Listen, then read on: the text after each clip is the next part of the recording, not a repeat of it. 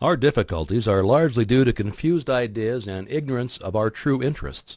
The great task is to discover the laws of nature to which we are to adjust ourselves. Clear thinking and moral insight are therefore of incalculable value. All processes, even those of thought, rest on solid foundations. The keener the sensibilities, the more acute the judgment. The more delicate the taste, the more refined the moral feelings.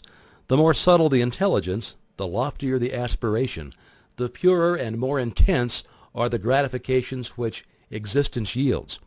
Hence it is that the study of the best that has been thought in the world gives supreme pleasure.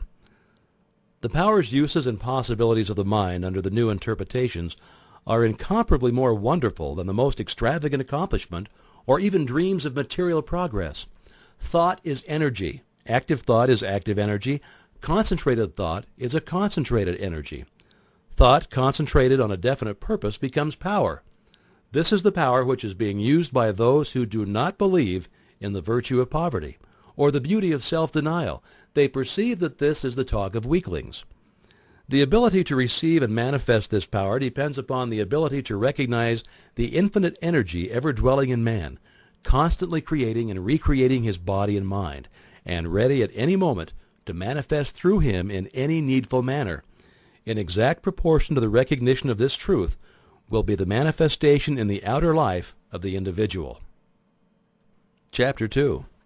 The operations of the mind are produced by two parallel modes of activity, the one conscious and the other subconscious.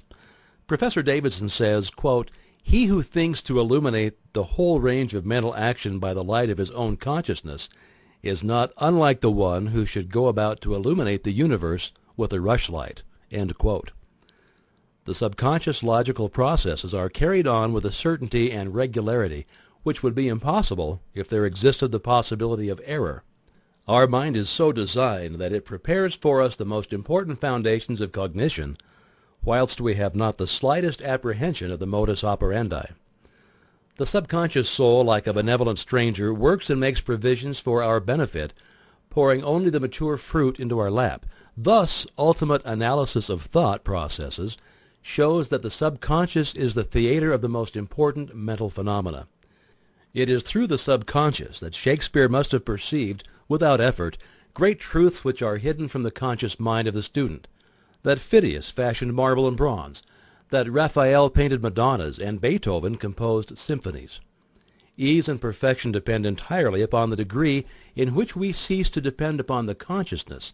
Playing the piano, skating, operating the typewriter, the skilled trades depend for their perfect execution on the process of the subconscious mind. The marvel of playing a brilliant piece on the piano, while at the same time conducting a vigorous conversation, shows the greatness of our subconscious powers. We are all aware how dependent we are upon the subconscious, and the greater, the nobler, the more brilliant our thoughts are, the more it is obvious to ourselves that the origin lies beyond our ken. We find ourselves endowed with tact, instinct, sense of the beautiful in art, music, or whose origin or dwelling place we are wholly unconscious. The values of the subconscious is enormous. It inspires us. It warns us. It furnishes us with names, facts, and scenes from the storehouse of memory. It directs our thoughts, tastes, and accomplishments, and our tasks so intricate that no conscious mind, even if it had the power, has the capacity for. We can walk at will. We can raise the arm whenever we choose to do so. We can give our attention through eye or ear to any subject at pleasure. On the other hand, we cannot stop our heartbeats, nor the circulation of the blood, nor the growth of the stature, nor the formation of nerve and muscle tissue, nor the building of the bones, nor many other important vital processes. If we compare these two sets of action, the one decreed by the will of the moment and the other proceeding in majestic, rhythmic course, subject to no vacillation, but constant at every moment, we stand in awe of the latter, and we ask to have the mystery explained. We see at once that these are the vital processes of our physical life, and we cannot avoid the inference that these all-important functions are designedly withdrawn from the domain of our outward will, with its variations and transitions, and placed under the direction of a permanent and dependable power within us. Of these two powers, the outward and changeable has been termed the conscious mind, or the objective mind, dealing with outward objects. The interior power is called the subconscious mind or the subjective mind, and besides its work on the mental plane, it controls the regular functions which make physical life possible. It is necessary to have a clear understanding of their respective functions on the mental plane, as well as of certain other basic principles. Perceiving and operating through the 5 physical senses, the conscious mind deals with the impressions and objects of the outward life. It has the faculty of discrimination, carrying with it the responsibility of choice.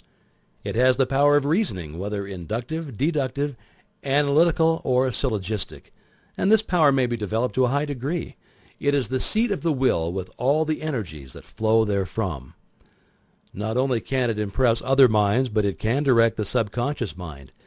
In this way, the conscious mind becomes the responsible ruler and guardian of the subconscious mind. It is this high function which can completely reverse conditions in your life. It is often true that conditions of fear, worry, poverty, disease, inharmony, and evils of all kinds dominate us by reason of false suggestions accepted by the unguarded subconscious mind. All this the trained conscious mind can entirely prevent by its vigilant, protective action.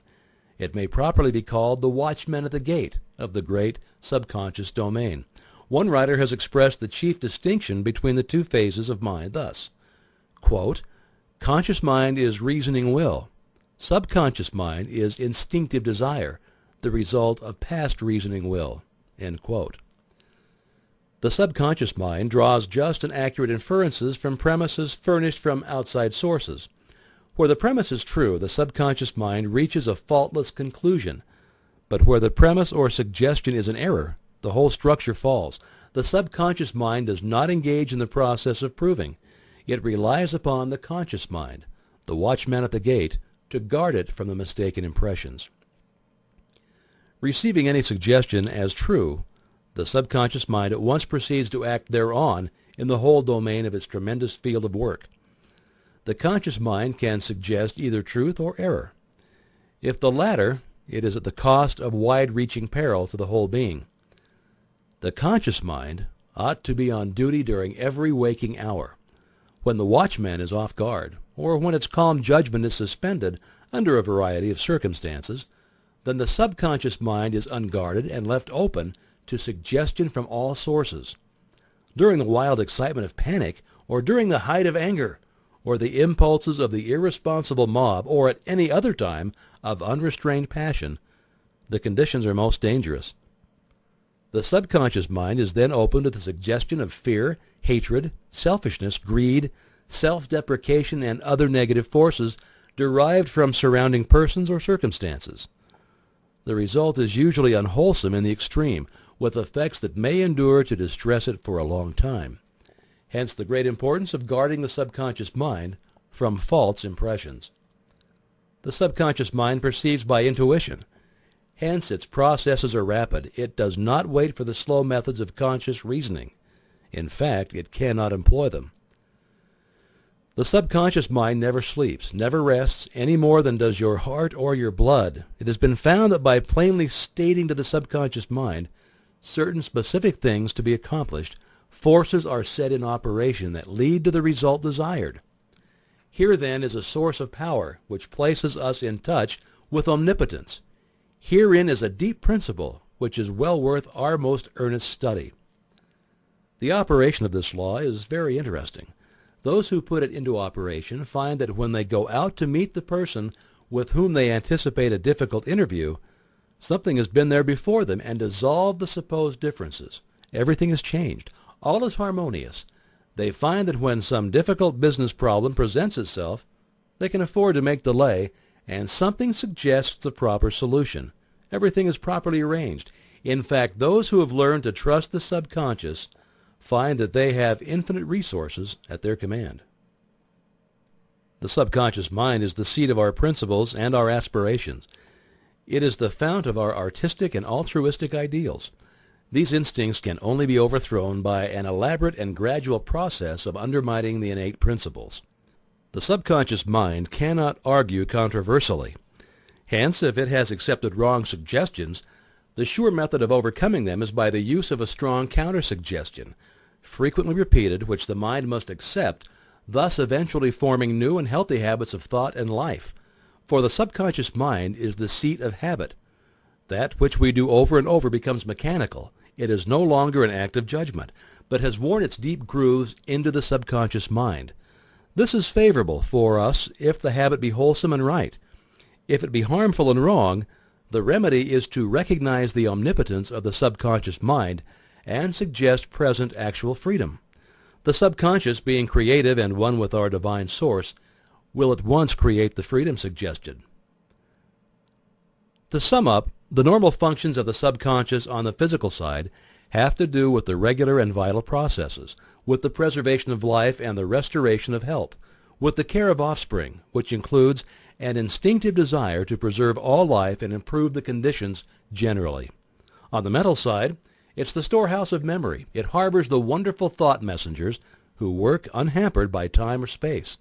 It is the fountain of the practical initiative and constructive forces of life. It is the seat of habit. On the spiritual side, it is the source of ideals, of aspiration, of the imagination, and is the channel through which we recognize our divine source, and in proportion as we recognize this divinity, do we come into an understanding of the source of power. Someone may ask, how can the subconscious change conditions? The reply is, because the subconscious is a part of the universal mind, and a part must be the same in kind and quality as the whole. The only difference is one of degree. The whole, as we know, is creative. In fact, it is the only creator there is. Consequently, we find that mind is creative, and as thought is the only activity which the mind possesses, thought must necessarily be creative also. But we shall find that there is a vast difference between simply thinking and directing our thoughts consciously, systematically, and constructively. When we do this, we place our mind in harmony with the universal mind. We come in tune with the infinite. We set in operation the mightiest force in existence, the creative power of the universal mind. This, as in everything else, is governed by natural law, and this law is the law of attraction, which is that mind is creative and will automatically correlate with its object and bring it into manifestation. Now, last time I gave you an exercise for the purpose of securing control of the physical body. If you've accomplished this, you are ready to advance. This time you'll begin to control your thought. Always take the same room, the same chair, and the same position, if possible. In some cases it is not convenient to take the same room. In this case, simply make the best use of such conditions as may be available. Now be perfectly still as before, but inhibit all thought. This will give you control over all thoughts of care, worry, and fear, and will enable you to entertain only the kind of thoughts that you desire. Continue this exercise until you gain complete mastery. You'll not be able to do this for more than a few moments at a time, but the exercise is valuable because it will be a very practical demonstration of the great number of thoughts which are constantly trying to gain access into your mental world. Next time you'll receive instructions for an exercise which may be a little more interesting, but it is necessary that you master this one first.